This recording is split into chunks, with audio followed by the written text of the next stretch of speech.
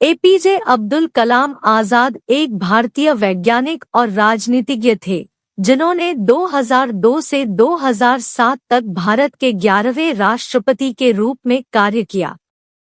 उनका जन्म 15 अक्टूबर 1931 को तमिलनाडु के रामेश्वरम में हुआ था और 27 जुलाई 2015 को शिलांग में उनका निधन हो गया।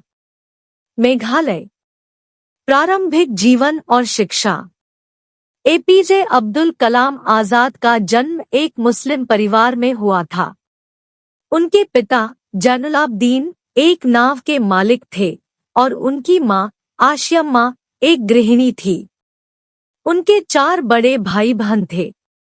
कलाम का परिवार बहुत अमीर नहीं था और उन्हें अपना भरण पोषण करने के लिए कड़ी मेहनत करनी पड़ती थी। छोटी उम्र से ही कलाम का विज्ञान और गणित के प्रति आकर्षण था।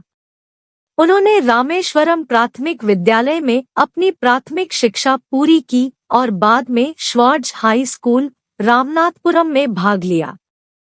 1954 में उन्होंने सेंट जोसेफ कॉलेज तिरुचिरापल्ली से भौतिकी में डिग्री के साथ स्नातक किया।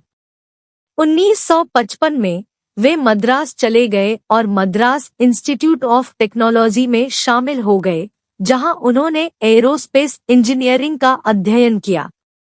आजीविका।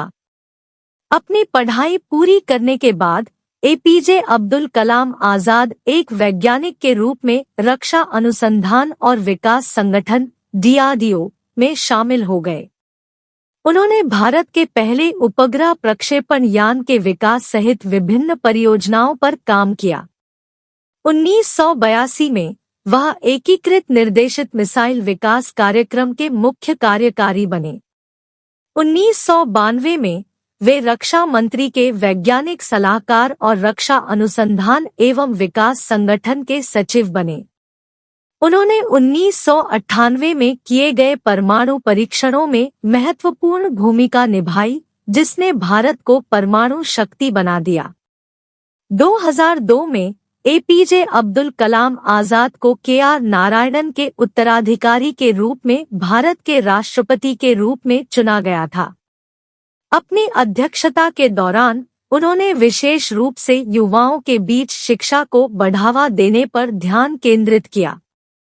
उन्होंने भारत में विज्ञान और प्रौद्योगिकी को बढ़ावा देने के लिए कई पहलें भी शुरू की।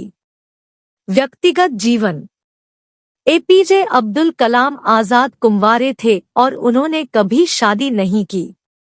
वह एक गहरे धार्मिक व्यक्ति थे और अपनी सादगी और विनम्रता के लिए जाने जाते थे। वह एक कुशल कवि भी थे और उन्होंने विज्ञान, अध्यात्म और नेतृत्व पर कई पुस्तकें लिखी। परंपरा। एपीजे अब्दुल कलाम आजाद को भारत के महानतम वैज्ञानिकों और नेताओं में से एक के रूप में याद किया जाता है। उन्हें 1997 में भारत के सर्वोच्च नागरिक पुरस्कार भारत रत्न से सम्मानित किया गया था। विज्ञान और प्रौद्योगिकी में उनके योगदान, विशेष रूप से मिसाइल विकास के क्षेत्र में, उन्हें भारत का मिसाइल मैन उपनाम दिया गया है। उन्हें शिक्षा के प्रति उनके प्रेम और युवाओं को विज्ञान और प्रौद्योगिकी में करियर बनाने के लिए प्रेरित करने के उनके प्रयासों के लिए भी याद किया जाता है।